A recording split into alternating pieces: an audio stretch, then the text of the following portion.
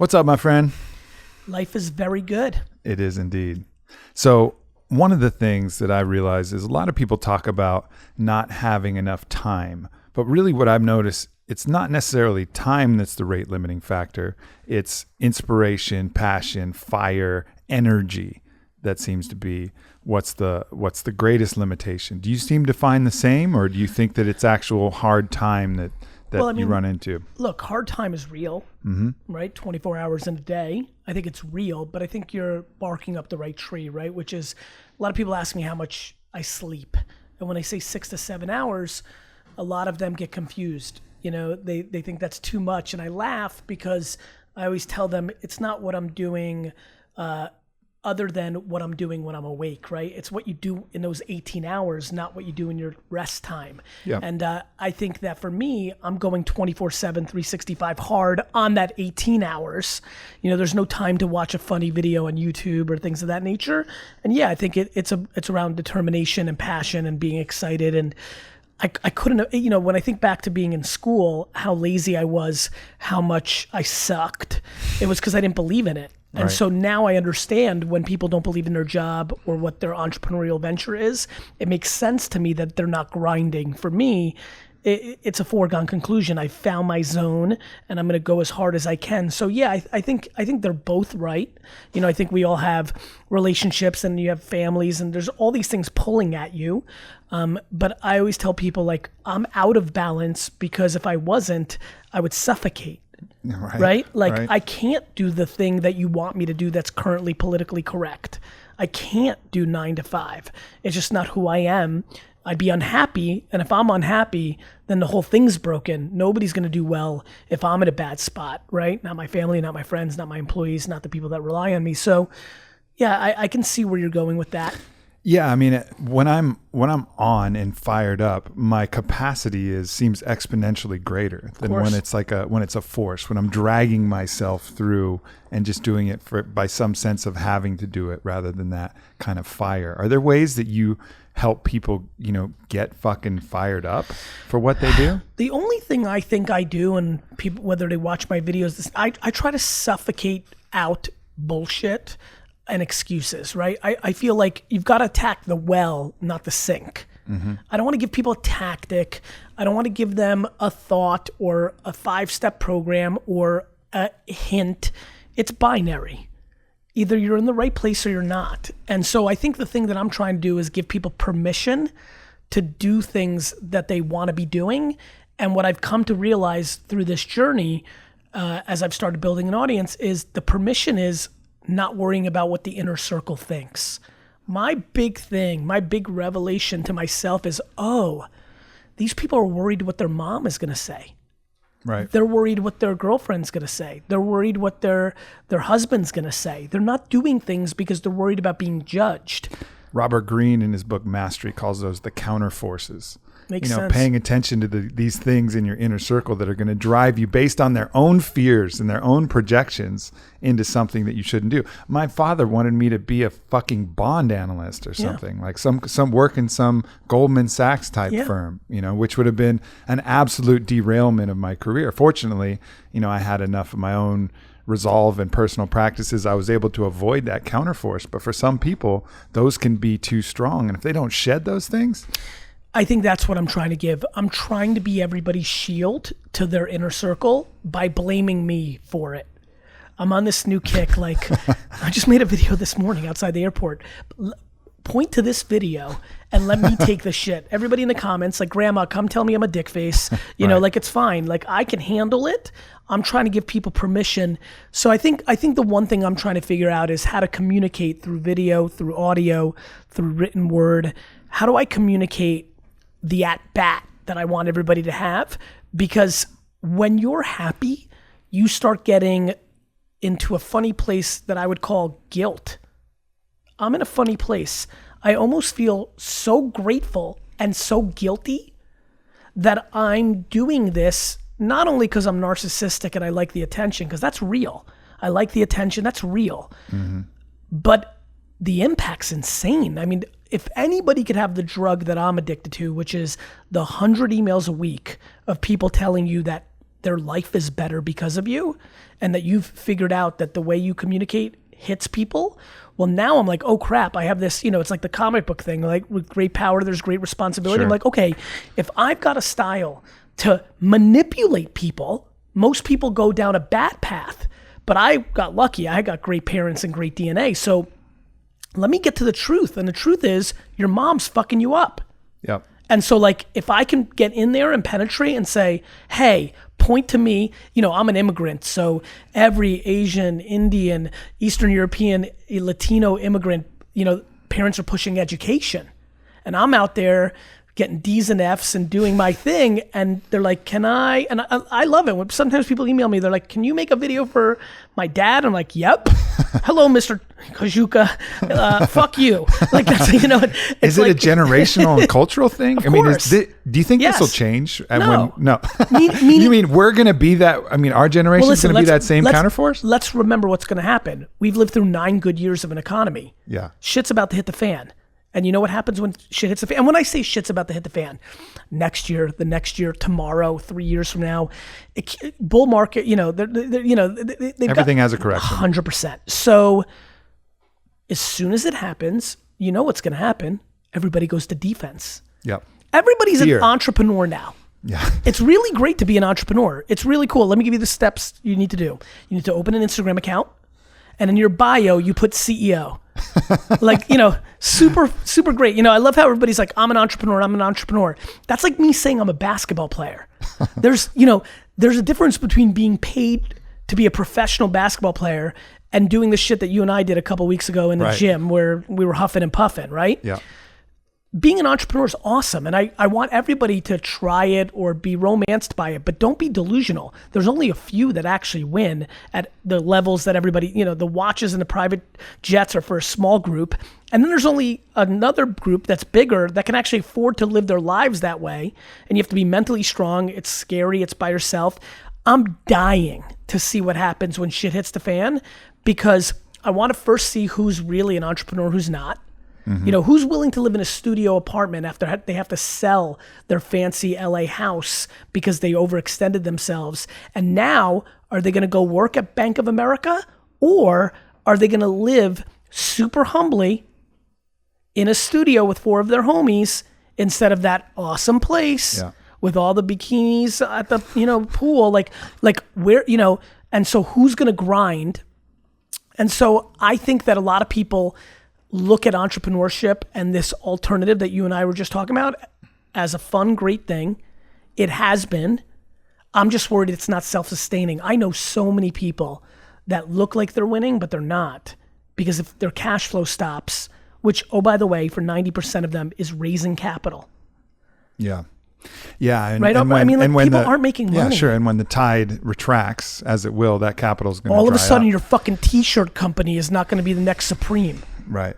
Yeah. I mean, the pinch, that moment where it seems like every successful entrepreneur you talk to has that pinch moment where the forces of resistance mount up, and then they test you to see if you're really for real. And then what happens is very simply, it's whether it's for real or you've got it, it's just simple. I couldn't breathe doing anything else. Yeah. Like there's no alternative. I don't want anything. I don't want a house and a car and a boat.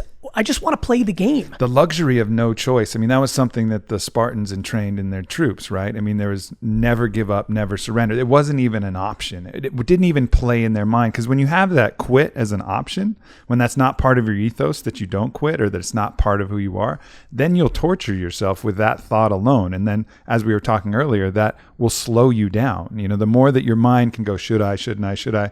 When you're a clear, yes, this is going to happen, it's way easier to move swiftly. You know what's funny? I was listening to you carefully. Yes, it's going to happen is something that I've been thinking a lot about, which is my definition. What I just said is, I don't know if it's going to happen or not. It's just, I'd much rather run my own businesses and make $80,000 a year than not and make $1 million a year. I just can't breathe. It's all I've ever known. That's the thing. I don't know how many people right now that call themselves founder, CEO, and entrepreneur. If I said, here's $2 million a year being a banker, right?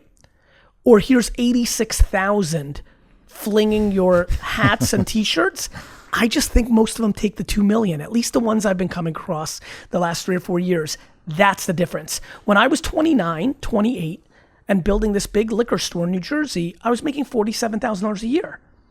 I didn't have anything cool. I wasn't in the clubs in New York City. My friends who were working at Wall Street and Goldman and all those things, or consulting or other things, they were making 150, 200,000, and they were, right? And I was happy. Yep. Too many people are envious. Right now, the entrepreneur is the thing that so many envy. And I'm scared that when the market corrects, people are gonna be lost. I'm actually, this whole last rant, the last 5-6 minutes, I just wanna clarify it. I'm not angry, I'm worried. I'm worried because a lot of these kids I have heart for, and they they're not going to be successful entrepreneurs. Well, there's a kind of factor that'll come into play. A lot of, if you look at evolutionary biologists, they'll talk about the genetic bottleneck theory. Like some macro event will happen, a volcano will go off, foliage will die, animal species will decrease, and then that winnows the human population down to the strongest, the savviest, the most creative, and then those people start collaborating, working together. In the case of evolutionary biology, they start breeding, and that advances the human race.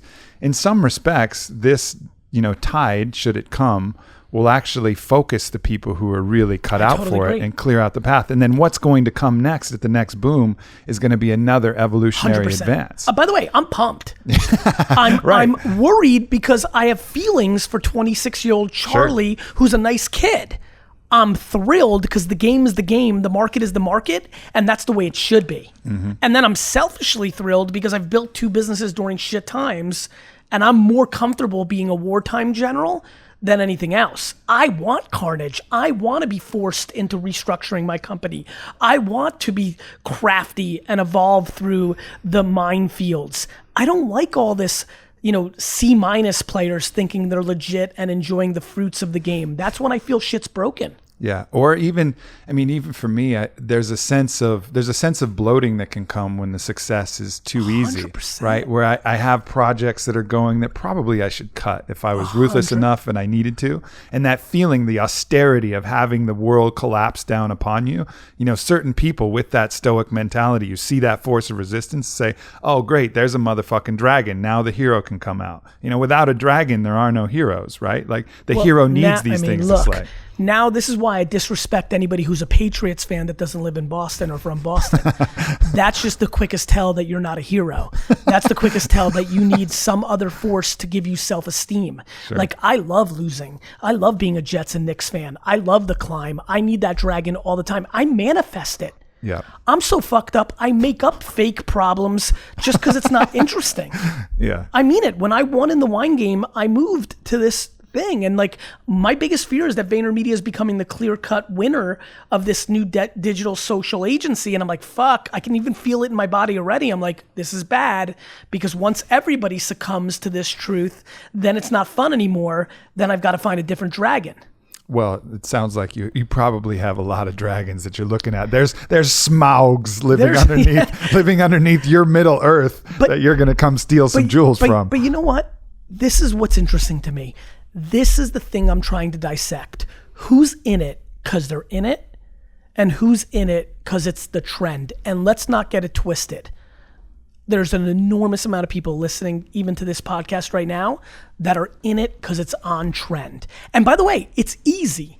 You can say you're a rapper or an athlete, but you can easily see that you're not by the actions of that. Entrepreneurship is hidden.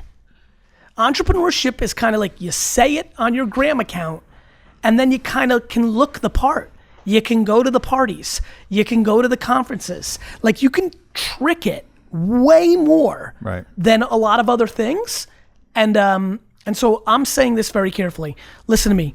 If you know deep down that you're being exposed by this rant, here's a smart move. Before the world collapses, go figure out who you think is actually going to survive that. Who are the wartime generals? Let me remind a lot of you, the 84th employee at Facebook is going to make much more money than the founder of almost every company that's going to be invented over the next 5 decades. So The one advantage is the access to these winners that you've never seen before. So if you are listening right now and saying, fuck you, Gary, like, I've got this, I'm gonna do it, then do it. Stick it to my face. I can't wait to get the email from you 5, 6, 7, 8 years from now. But if you're listening and saying, it's true, because I wasn't into being a businessman or woman when I was a junior in high school, right? I was gonna be this, I was gonna be an architect, I was gonna go to Harvard, I was gonna be a banker. If that's you, give a real thought to this, because we've seen this in 2001 and 2008. Shit is very ugly, and it's a 10-year, 7-year, 5-year step back. Or you could take advantage of the window we're in right now and take advantage of the fruitful times and the access to these A+ generals, and I would jump on those boats if I were you. Yeah.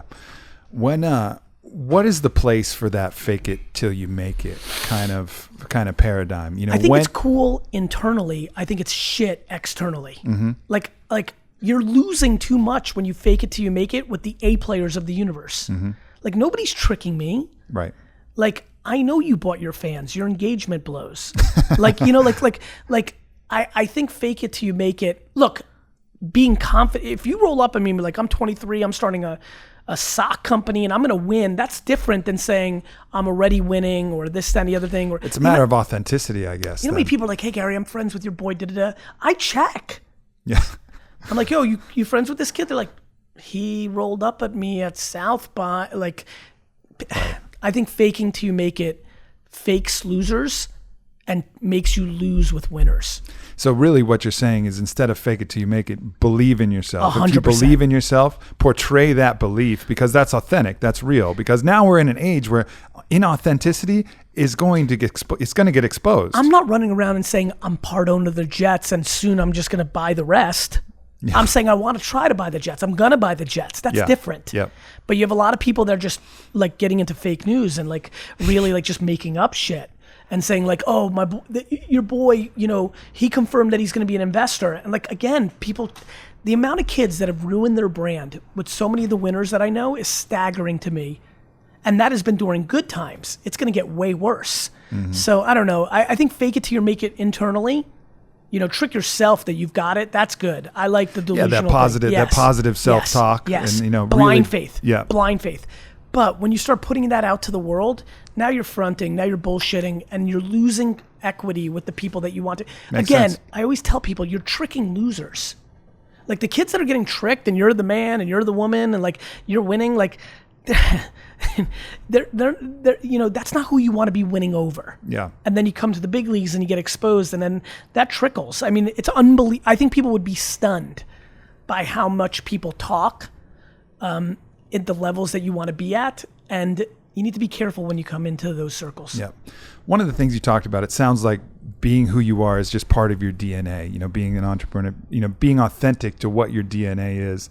One of the other motivational factors that you touched on is the impact that you're having on other people. And that's something when I coach other people too, I say, you can get exhausted if all you're doing is focused on yourself. If you're focused on what your mission will do to the things that you love, including yourself, but beyond yourself as well, you'll have a lot more fire and a lot more passion to do it. I think it's an important part of the why.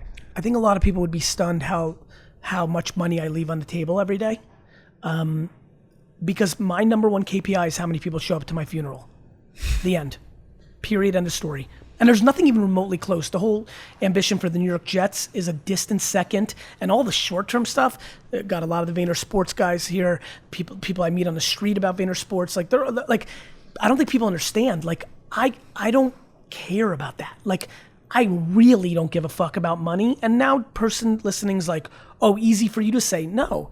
You've got to go look at what my life was. Like when I was building Wine Library, I didn't care either. You know, 24, 25, 26, 27, 28-year-old dudes, when they built a $45 million business, don't tend to pay themselves $40,000. They don't, because they know that those dollars can get them what they want. Girls, fun. I am obsessed with my legacy, which means I'm trying to give more than I'm taking on a daily basis. Plus, I know I'm good enough to get mine without taking from somebody else. So I'm running a marathon. My only vulnerability, my kryptonite, is being regretful in my 70s or 80s when I have less in the tank and I might say, oh shit, I left too much on the table. And that's something I think a lot about. Yeah. I think a lot about being 80, 90 and saying, it wouldn't have been a bad idea to take a little more. But I'm hopeful that doesn't transpire, because I think so far I feel very confident that both are going to get theirs, right? Yeah. I'm going to get mine, and the people that interact with me are going to get theirs from me. And I think that has a lot to do with why I put out so much content. I think one of the things that has helped me a lot too is trusting the law of reciprocity, trusting that most people are going to have that innate, most of the people at least that you want to do business with and work with are going to have that innate sense of, if you give, they're going to feel, compelled to give back. We had that conversation about an influencer meetup just now. It's a universal law that most people feel. And so if you abide by and believe in that law and treat people that way, give first and just trust. Let me give everybody who's listening right now the one little piece that makes that system work. And it's a rare trait.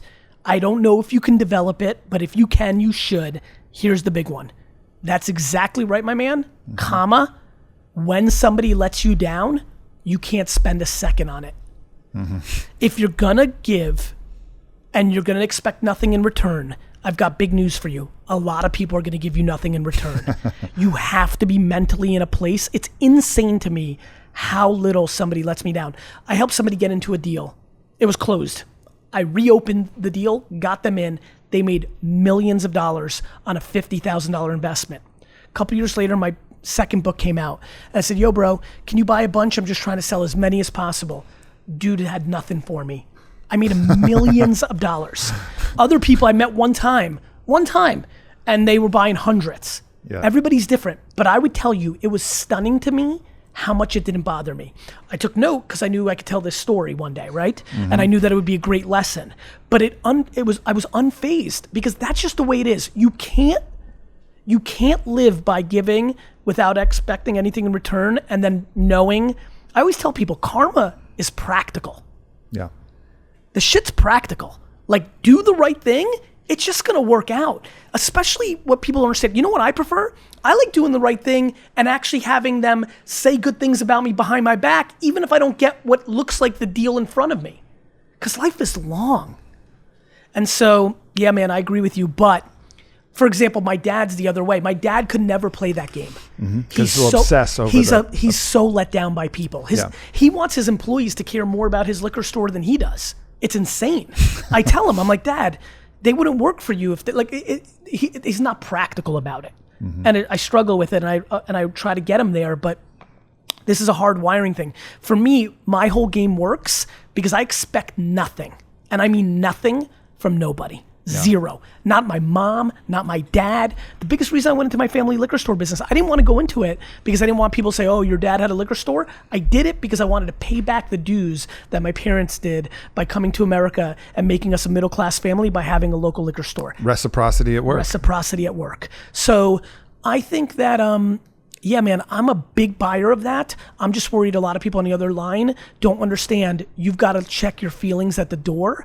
And if you're giving without expectation, that means pay attention, without expectations. I think that's incredibly important, because when you go the other way, then you start to get let down by people. And then that starts to erode your mission to help other people, because you'll start looking, you'll take a specific case example. Someone will do something fucked up to you and you'll be like, people are fucked up, right? Rather than, oh, this person made a mistake because they were selfish or whatever. I tell all my homies, I'm like, that's because you're a loser.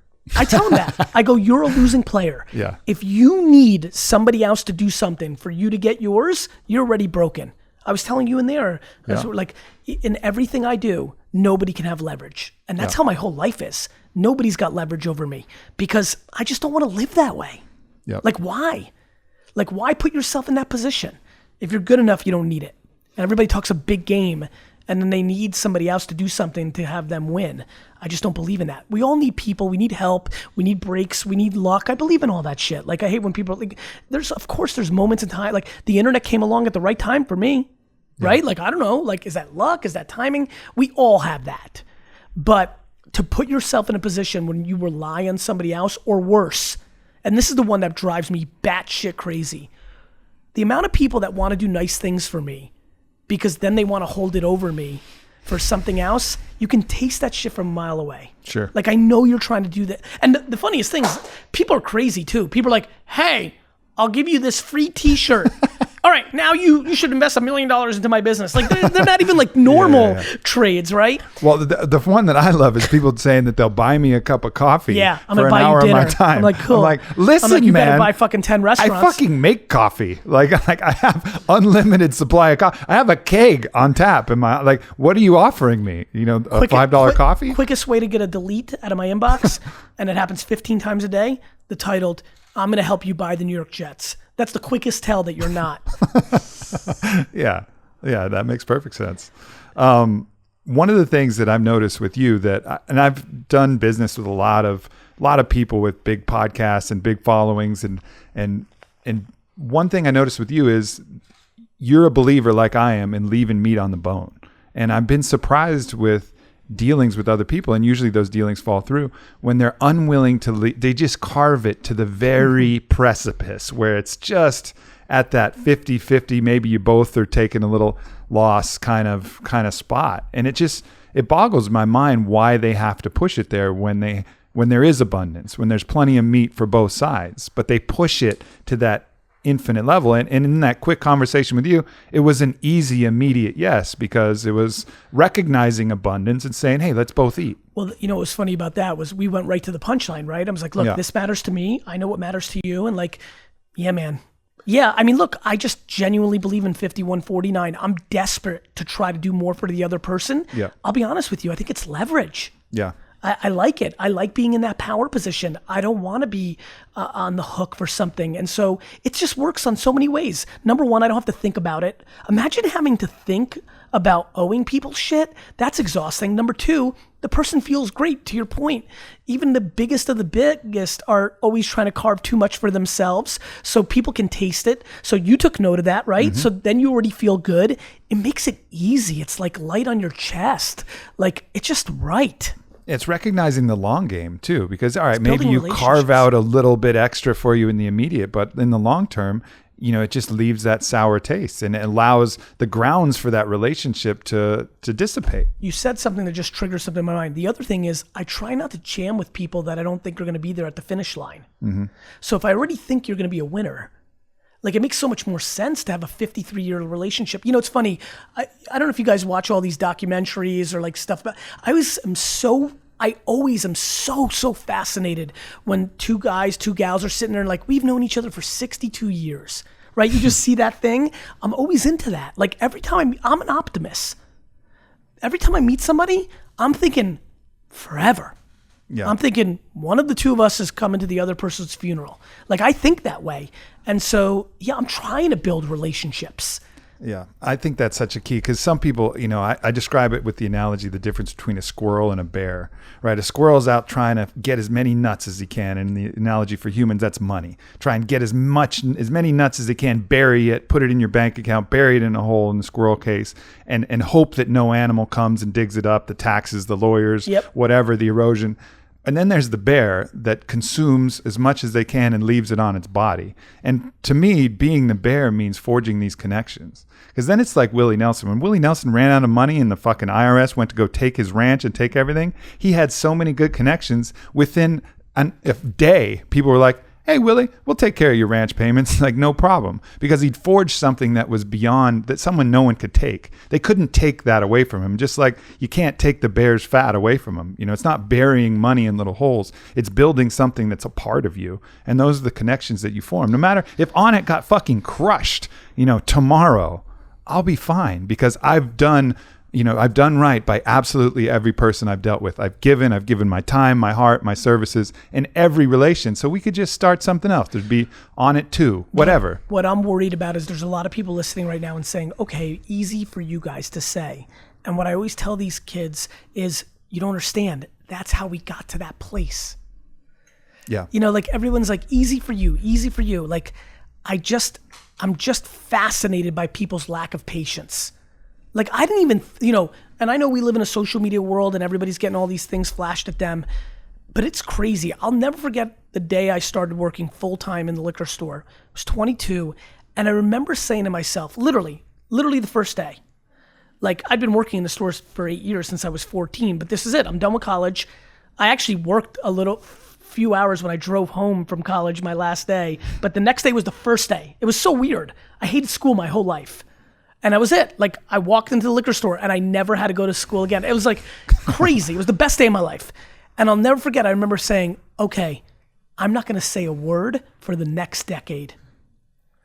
I'm not gonna talk to my friends. This is real. And I didn't. My high school and college friends are very weirded out by me. I just went in a cocoon and I just worked every minute. And I didn't even think about popping out until I was 32. Not a word, not a peep, not a party, nothing. And now I've got kids emailing me like, Gary, thank you so much. I love your videos. You inspire me when I'm super down. I almost gave up last week.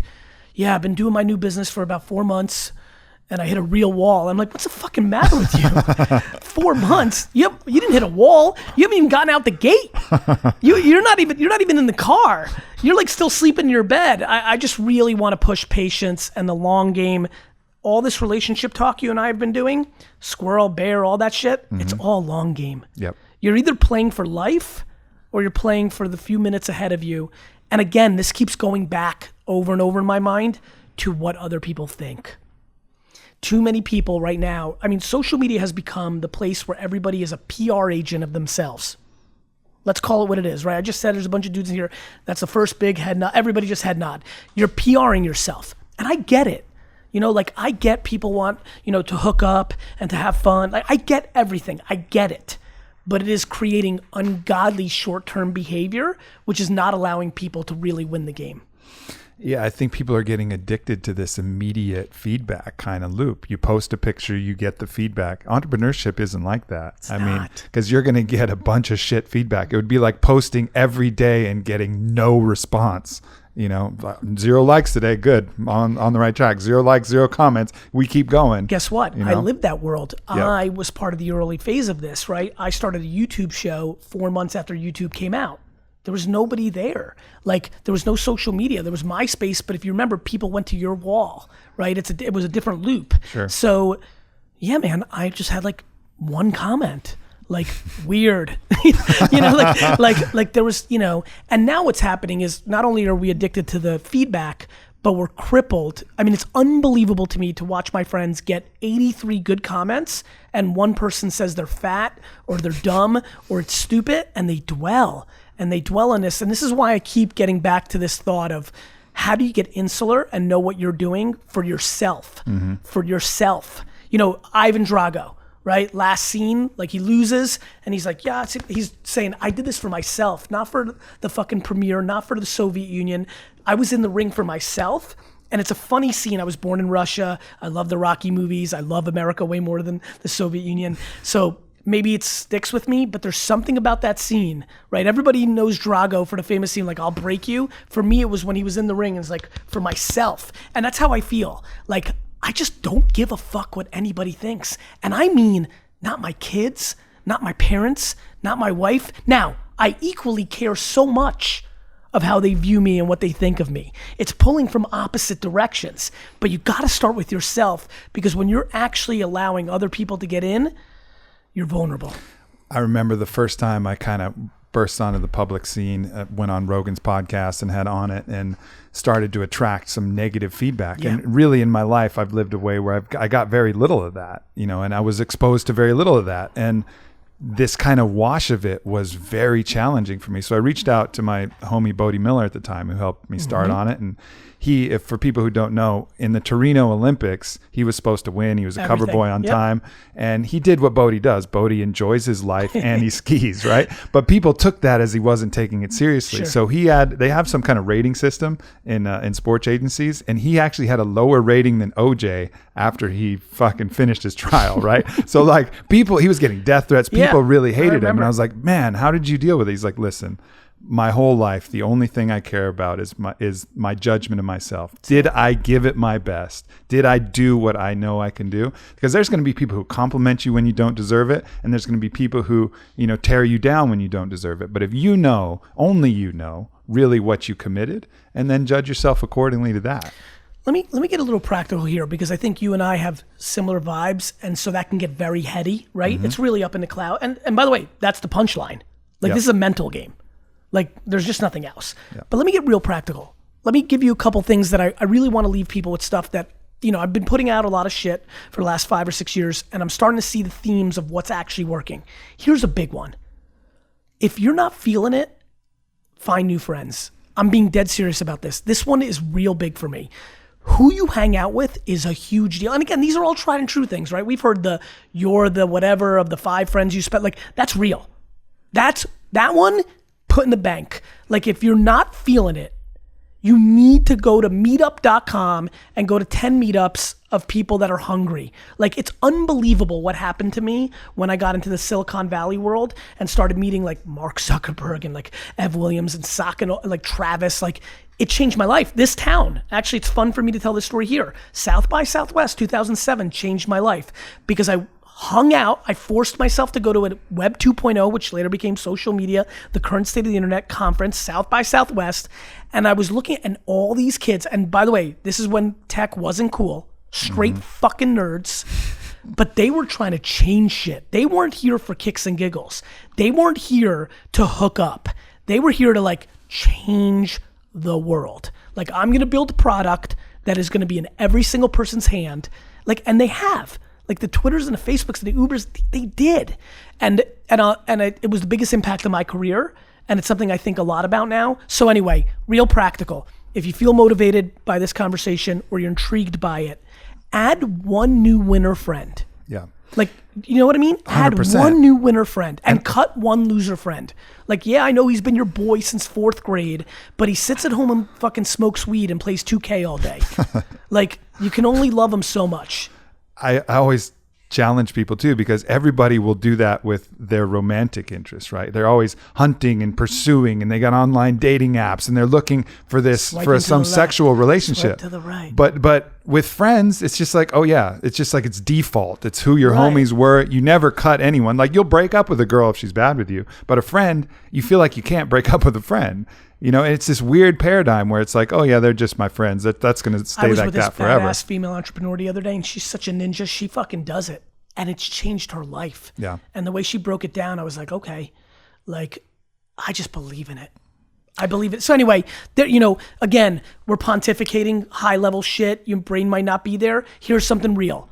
Go home. Cut your loser friend and go find a winner friend. Go somewhere, like go to meetup.com, go to a Facebook group, join some shit, DM the 800 people that you think make sure they're not bullshitting.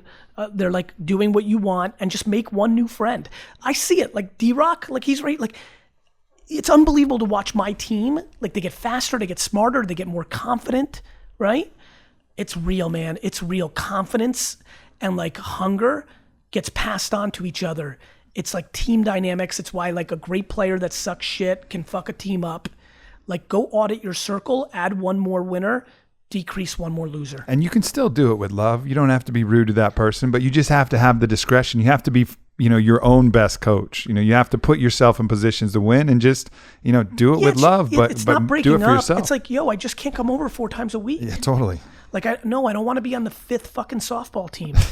Like, 4 softball teams is enough. Obligation in general fucks people up. You know, you feel obligated. I had a friend, very, very social friend. And he's like, every weekend was a different birthday, and it was exhausting. I'm like, listen, man, how many friends you got? Oh, about 100. All right. You realize that means there's going to be 2 fucking birthdays a week on average. And he's like, oh, I never thought about it that way. I was like, yeah, you can't do it. It's unsustainable. Like, you have to have discretion in all aspects. By the way, let's get to the punchline. Or good.